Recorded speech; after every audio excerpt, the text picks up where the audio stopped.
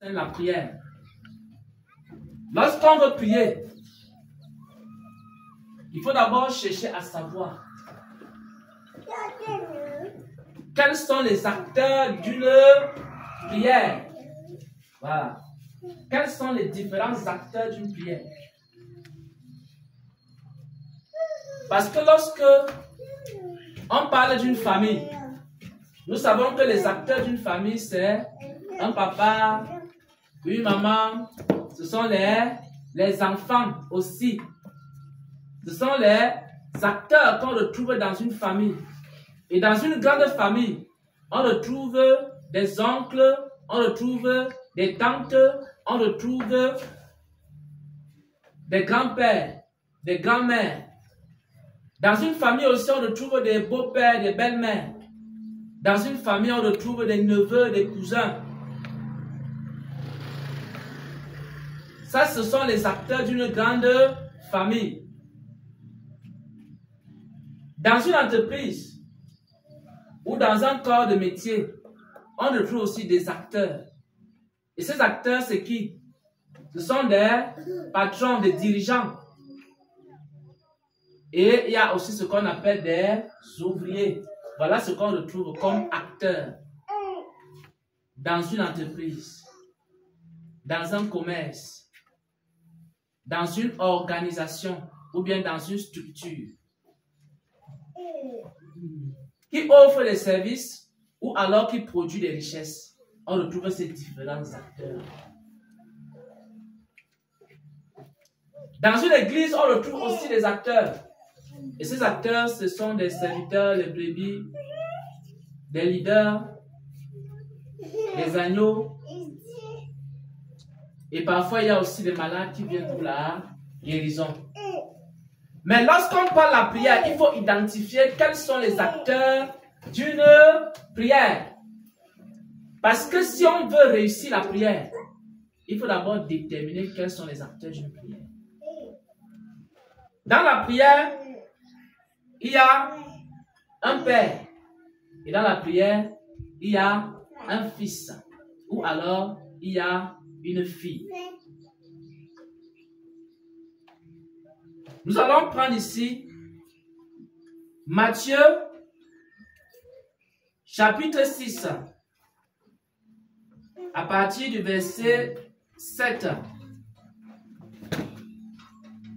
jusqu'au verset 9. Matthieu, chapitre 6, à partir du verset 7 jusqu'au verset 9. Nous allons voir ici quels sont les acteurs de la prière. Matthieu chapitre 6, verset 7 au verset 9, il est écrit: en priant, ne multipliez pas de vaines paroles comme les païens qui s'imaginent qu'à force de paroles, ils seront exaucés. Amen. Amen. On va s'arrêter d'abord là. Amen. On dit que lorsque vous priez, ne multipliez pas des vaines paroles comme les païens. On identifie déjà un acteur qu'on retrouve dans les prières. Il y a le païen qu'on retrouve dans les fausses prières. Amen. Les fausses prières sont les prières des païens. Voilà, on a identifié un premier acteur.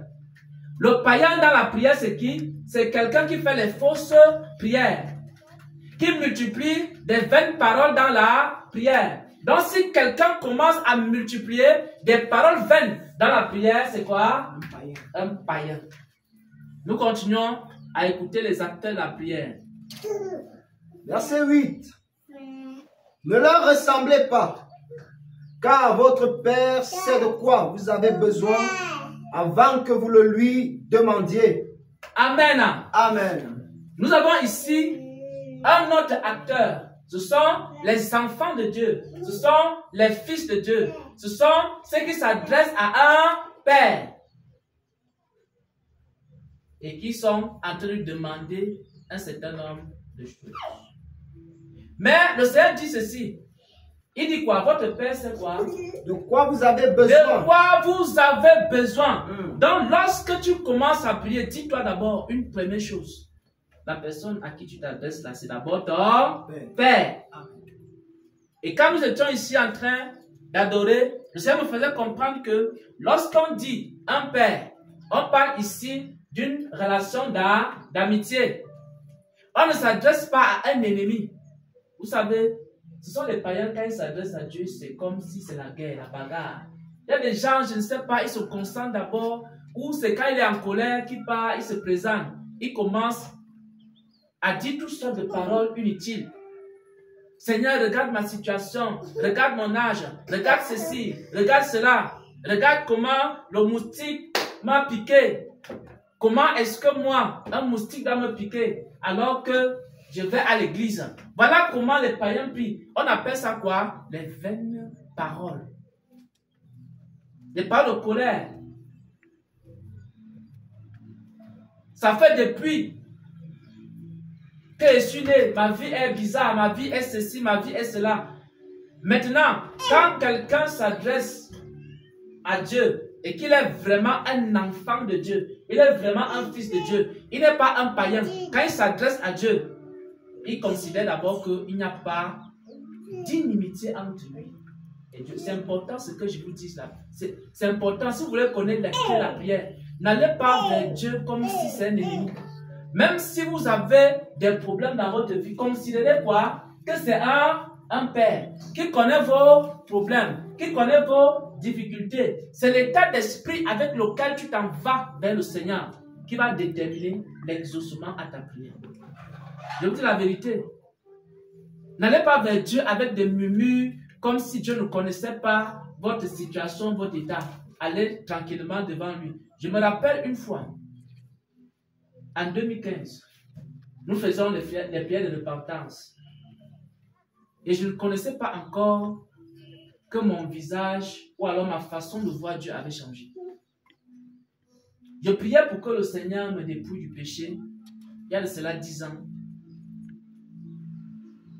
Mais je trouvais que Dieu était trop dur.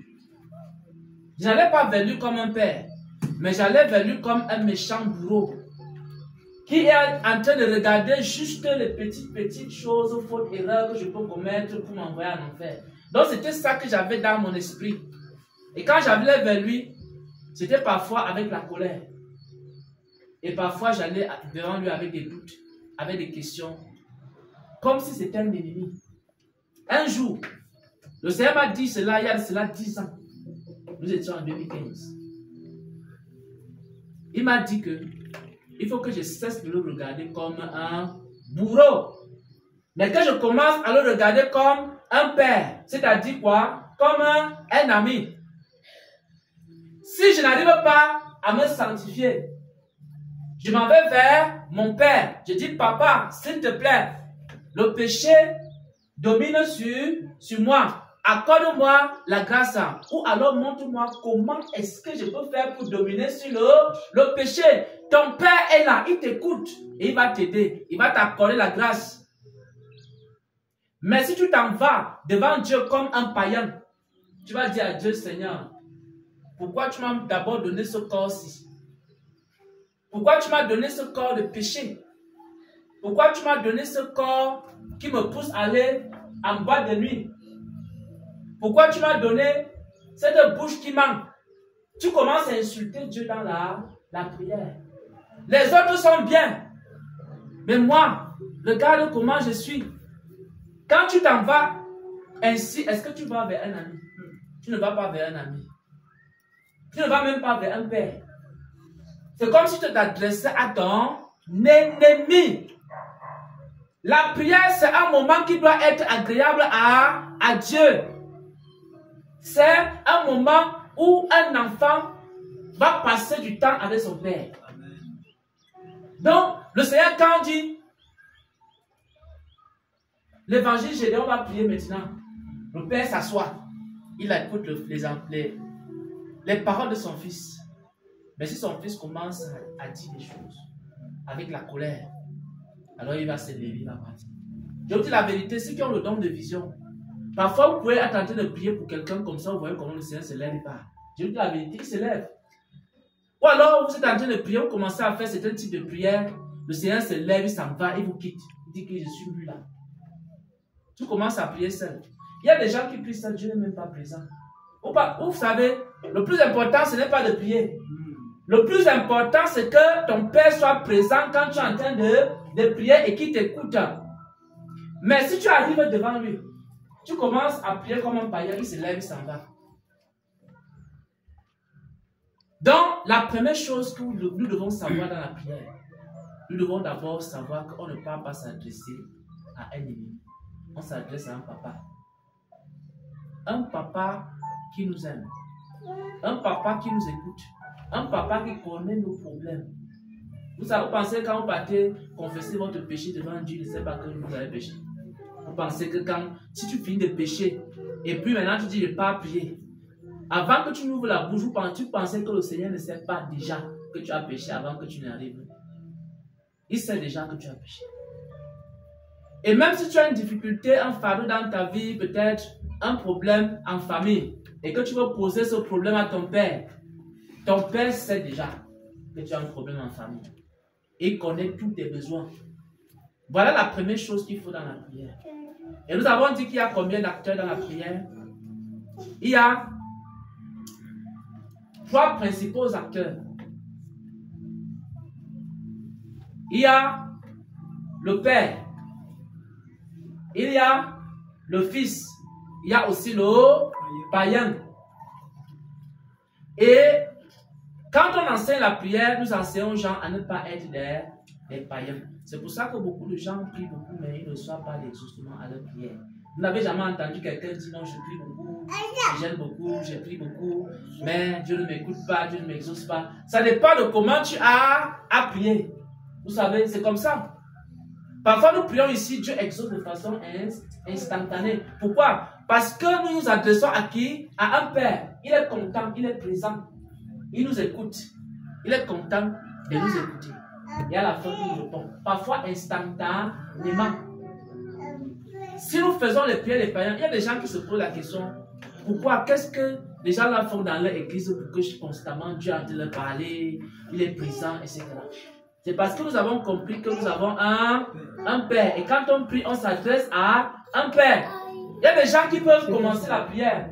Dès qu'ils entrent, allez, j'envoie le feu ici, j'envoie le feu là-bas, j'envoie le feu sur les démons qui sont dans la salle. On n'est même pas conscient de la présence du Seigneur dans la salle. Pour lui rendre grâce. Seigneur, je te rends grâce parce que tu es là. Parce que tu es présent parmi nous. On commence à envoyer le feu, le feu. Et parfois même, il n'y a même pas les esprits, mais on combat. Voyez? Donc, l'exaucement à la prière dépend d'abord à qui on s'adresse. Et la deuxième chose que nous allons voir dans la prière, parce que si nous nous adressons à un Père, il y a une autre chose qu'on doit voir dans la prière. Qu'est-ce qu'on doit dire à notre Père? Quelles sont les choses qu'on doit lui demander dans la prière? Notre Père qui est aux cieux, que ton nom soit sanctifié. Ça veut dire que ce qu'on doit lui demander dans la prière, c'est quoi? La sanctification, c'est la sainteté dans la prière. On appelle ça quoi? Les sujets de prière. Parce que lorsqu'on a déjà compris qu'on s'en va vers un Père, on s'adresse à lui. Et quand on s'adresse à lui, on ressort ce qu'on appelle quoi? Des sujets de prière. Quand vous voyez par exemple ici, dans la prière, notre Père qui est aux cieux, le premier sujet c'est quoi? Que ton nom soit sanctifié.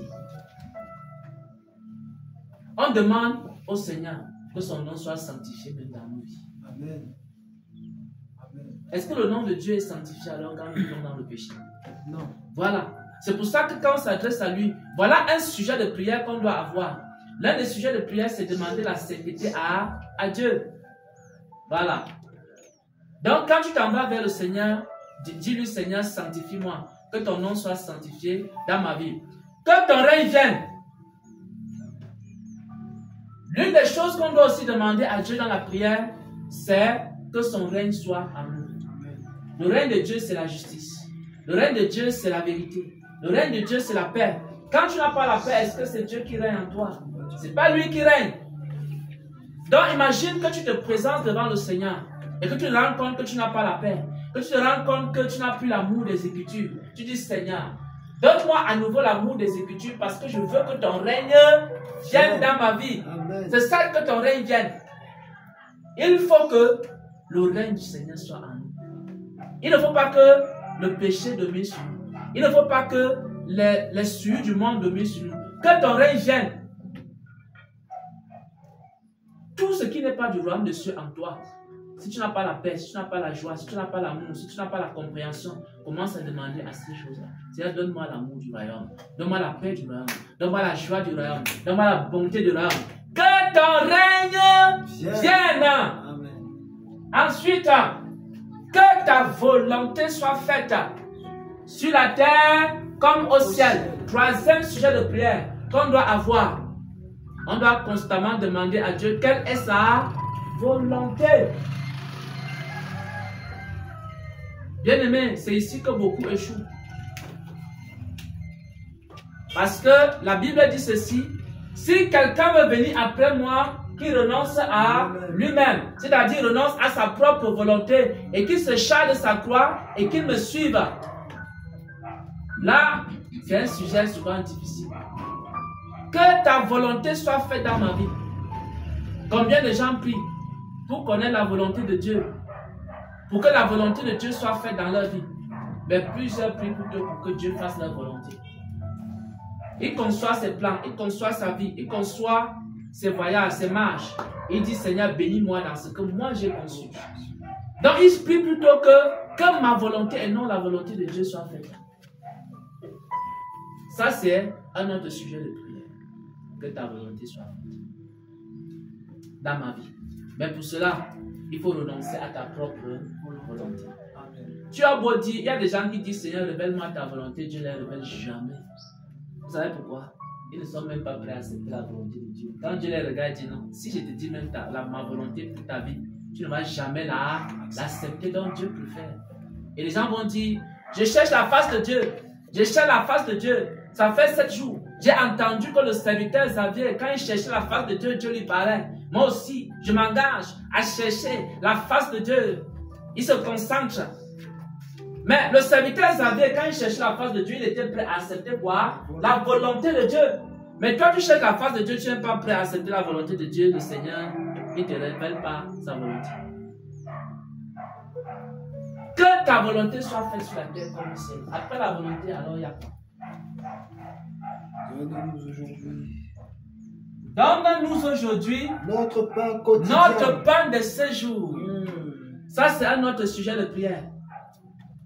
Ça veut dire que si quelqu'un a des problèmes dans la vie, il ne doit pas murmurer, il doit seulement aller vers son père. Papa, j'ai des difficultés. Papa, le bailleur veut me chasser de la maison. Papa, je suis malade. S'il te plaît, guéris-moi. Papa, aide-moi ici et là. Tu commences à poser tes besoins au Seigneur. Parce que la Bible dit quoi? Ne vous inquiétez de rien, mais à chaque chose, faites connaître vos besoins à Dieu par des prières, des supplications, avec des actions de grâce. Et la paix du Seigneur, qui surpasse toute intelligence, gardera vos cœurs dans la foi. C'est à ce moment-là qu'on dépose ces fardeaux, ces problèmes.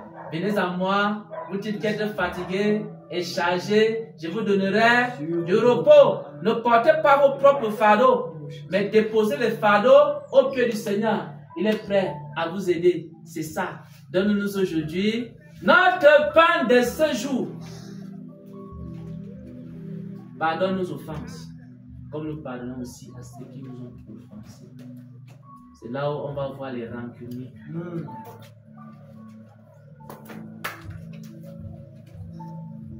Ce que vous voulez que les hommes fassent pour vous, faites-le aussi pour eux. C'est la loi et les prophètes, comme le dit les Saintes Écritures. Si nous voulons recevoir le pardon, apprenons aussi à pardonner. Pardonne nos offenses comme nous pardonnons aussi à ceux qui nous ont offensés. Ne nous soumets pas à la tentation, c'est-à-dire on demande à Dieu la grâce de résister au piège du malin. Mais délivre-nous quoi? Du mal. Seigneur, délivre-moi des pièges de Satan. Révèle-moi les pièges de Satan. Ça, c'est aussi des sujets de prière qu'on doit avoir. Car c'est à toi qu'appartient quoi? Le règne, la puissance et la gloire. Pour les siècles et les siècles. Voilà donc les sujets de prière que le Seigneur Jésus nous a donnés. N'allez pas chercher les sujets de prière ailleurs. Cherchez les sujets de prière que le Seigneur lui-même il a donné. Premier sujet de prière, rendre gloire constamment au Père. Sujet d'action de grâce. Que ton nom soit sanctifié. Demandez la sainteté à Dieu dans la prière. Que ton règne vienne. Tout ce qu'il n'y a pas de Dieu en toi, tu dois demander à Dieu d'enlever cela et de mettre en toi le royaume des cieux. Pour que le règne de Dieu vienne dans ta vie. Que ton règne vienne. Que ta volonté soit faite sur la terre comme au ciel. C'est-à-dire, je porte ma croix et j'accepte de marcher dans la volonté de Dieu. Je crucifie ma propre volonté et je dis, oh Seigneur, que ta volonté soit désormais ma volonté. Et je me soumets à ta volonté. Et je porte maintenant ma croix. Si quelqu'un veut venir après moi, qu'il renonce à lui-même. Il se charge de sa croix et qui me suit. Celui qui voudra sauver sa vie là, perdra. Mais celui qui perdra sa vie à cause du royaume des cieux la retrouvera. Que c'est-il donc à un homme de gagner le monde entier si à la fin il perd son âme? Que ta volonté soit faite. Ça c'est un autre sujet de prière. Donne-nous aujourd'hui notre pain de ce jour. C'est-à-dire si tu as des besoins, tu peux aussi poser ça à Dieu. Selon sa volonté, il va te répondre. Voilà ainsi partager quelques sujets de prière. Nous allons maintenant passer à autre chose.